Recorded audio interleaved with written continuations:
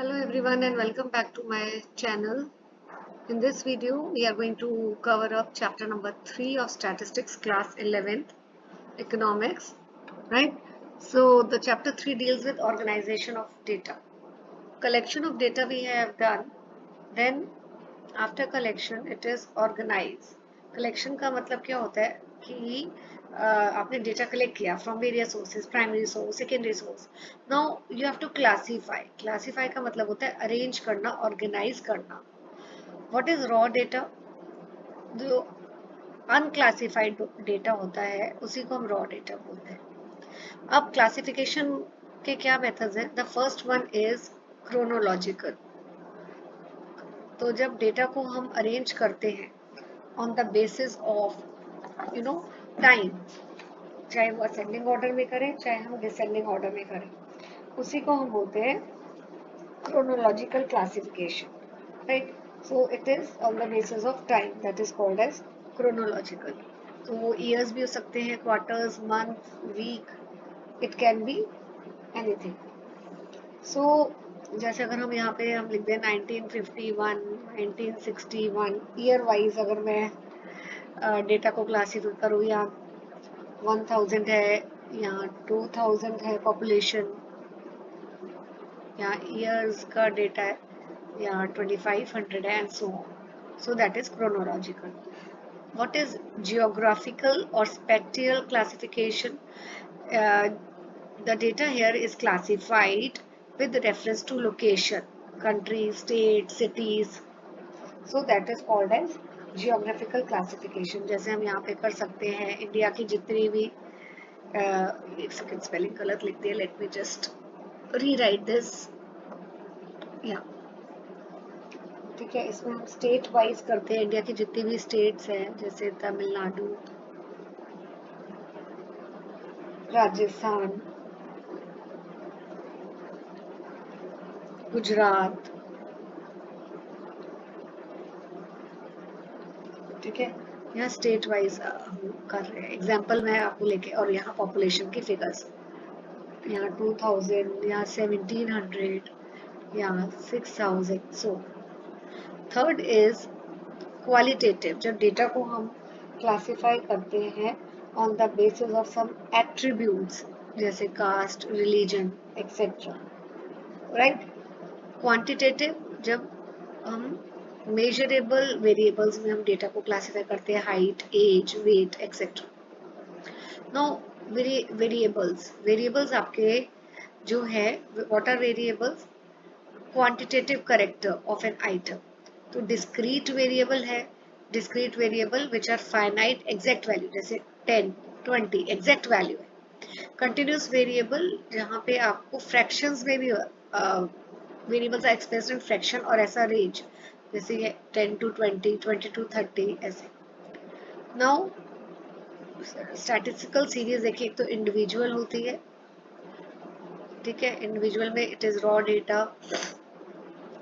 Then frequency series में discrete और continuous है.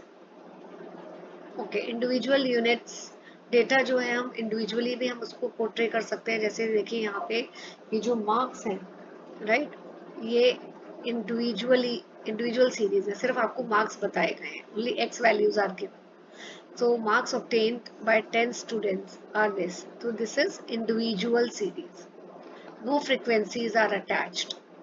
Individual series है, right? अगर ये देखो, इसमें डेटा को हम असेंडिंग और डिसेंडिंग ऑर्डर में भी, ऊपर वाले जो फिगर्स है ना, इसको हमने असेंडिंग ऑर्डर में अरेंज या डिसेंडिंग में भी कर सकते हैं. अब फ्रीक्वेंसी डिस्ट्रीब्यूशन में डिस्क्रीट सीरीज आ जाती है, जिसमें variable can take only some particular values, जैसे ये वाला है. अब ये 28 स्टूडेंट के मार्क्स है, इसको हमें डिस्क्रीट फ्रीक्वेंसी डिस्ट्रीब्यूशन में शो करना है. So how we can show this? आप यहाँ पे क्या करेंगे, देखिए, मार्क्स लिख दीजिए 10, 20, 30, 40, 50. नहीं, 40, 25 तो है ही नहीं है. Just let me rewrite it.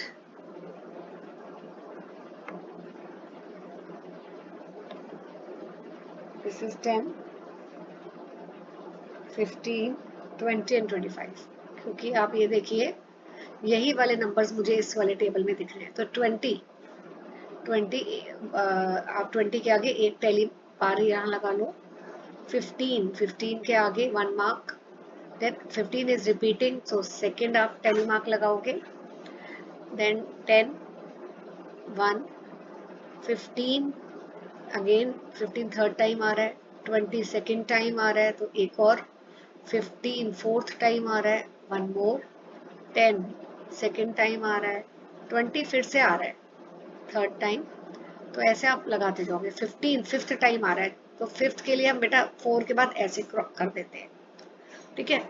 Now 10 third time, 25 1 again 20, ये रहा 25 एक बारी और, फिर 25 दोबारा आ रहा है एक बारी और। 10 1 मोर टाइम, 25 अब 25 में भी ये देखिए 1 मोर। 15 एक बारी, 20 अब 4 बारी हो चुका है, फिफ्थ टाइम हम ऐसे करते हैं। 10 इसको फिफ्थ टाइम आ रहा है, ऐसे करेंगे। 20 अगेन 1 मोर टाइम, 15 ऐसे, 10 हेयर, 20 1 मोर टाइम, 15 फिर से आया है, थर्ड वाला यहाँ पर बना लो। 20 ओके, 10 एंड 15। तो ये कितने हो गए आपके? 5 का तो ये वाला हो गया, 5 and 2 7। Here it is 5 and 4 so 9, then 5 and 3 8 and this is 4। तो टोटल फ्रीक्वेंसी कितनी हो गई बेटा? 28। ऐसे हम टैली मार्क्स के थ्रू फ्रीक्वेंसी निकाल रहे हैं। नाउ कंटिन्यूस सीरीज में यहाँ पे देखिए जो वेरिएबल है वो कंटिन्यूस होता है, कंटिन्यूस मैंने भी कंटिन्यूस क्लास इंटरवल्स है ना, तो ये फ्रीक्वेंसीज दी है नंबर ऑफ स्टूडेंट्स। अच्छा, ये बेसिक टर्म्स है जो आप क्लास 10th में मैथ्स में कर चुके हो। क्लास किसे बोलते हैं? ये क्लास हो गई। क्लास लिमिट, दो लिमिट होती है, upper and lower. This is upper limit and this is lower limit. Class interval जो डिफरेंस होता है, जैसे 10 to 20 का डिफरेंस क्या है? क्लास इंटरवल क्या है? 10, 20 minus 10। Range, difference between upper limit and lower limit. Mid point कैसे निकालते हैं? It is upper limit plus lower limit divided by 2, right. Then frequencies, number of items in a class. अच्छा, अब continuous series भी दो तरह की होती है, एक्सक्लूसिव एंड इंक्लूसिव। ये जो सीरीज है जहाँ कंटिन्यूस क्लास इंटरवल्स है, इसको हम एक्सक्लूसिव सीरीज बोलते हैं। लेकिन इंक्लूसिव कौन सी होती है? ये वाली इंक्लूसिव है। यहाँ डिसकंटिन्यूस क्लास इंटरवल्स है। देखो 10 to 14 है, 15 to फिर 19 है, तो यहाँ पे कंटिन्यूस क्लास इंटरवल नहीं है। तो जो अपर लिमिट है वो, जैसे 14 आ रहा है, 14 इसी क्लास इंटरवल में आएगा, 19 इसी क्लास इंटरवल में आएगा। लेकिन इस वाले में क्या होता है बेटा, जैसे यहाँ है,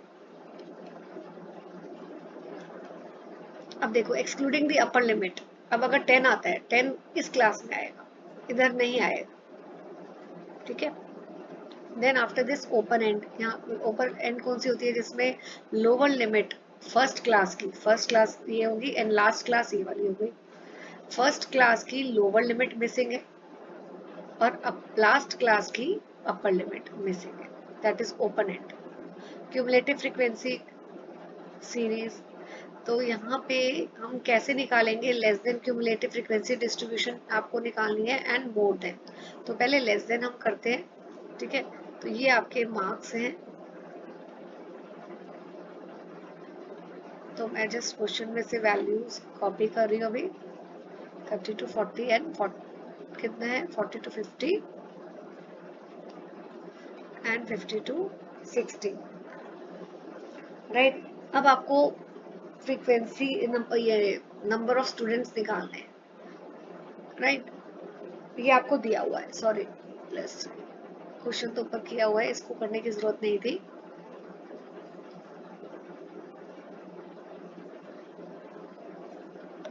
तो हम अभी क्या करेंगे बेटा? लेस देन हमें निकालना है, सॉरी मैं अननेसेसरली वो लिख दिया। तो हम लेस देन अपर लिमिट सबकी लिखेंगे, less than 20, less than 30, less than 40, less than 50 and इसको भी रब कर देते हैं,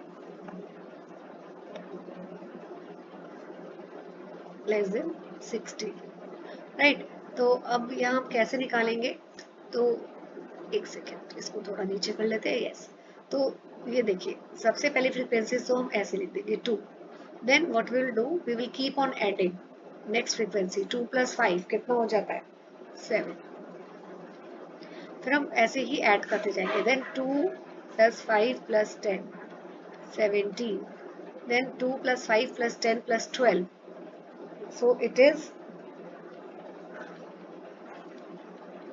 how much, it is 29, या सिंपली आप ऐसे भी कर सकते हो 29 ले लिया प्लस 17, वो एक ही बात पड़ेगी, so 29 + 17 46, फिर 46 + 4 46 + 4 50, so this way you will calculate less than. More than कैसे हम करते हैं, मोर देन में हम बेटा लोअर लिमिट लिखेंगे पहले 0 10 ऐसे, 0 10 20 30 40 and 50, right.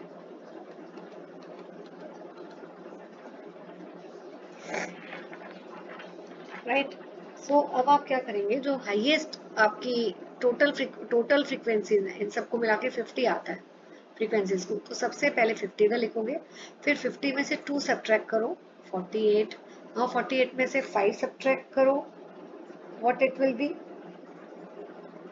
48 में से 5 करोगे so it will be 43, now 43 में से 10 माइनस कर दो 33, 33 में से 12 माइनस करो इट विल बी 21, 21 में से 17 माइनस कर दो 4, एंड 4 - 4 वो तो 0 ही होता है इसलिए हमने नीचे लिखा नहीं, और there is another way also, अभी तो मैंने आपको क्या बोला, पहले 50 लिख लो और then keep on subtracting, another way आप ये भी कर सकते हो कि 4 जो लास्ट वैल्यू है वो इधर कॉपी करो एंड फिर आप ऐड करो उल्टा, बॉटम टू टॉप 4 + 17 21, फिर 21 प्लस ये वाला 12, तो ये 33 ही आता है, देन 33 इधर लिख दो प्लस ये वाला 10,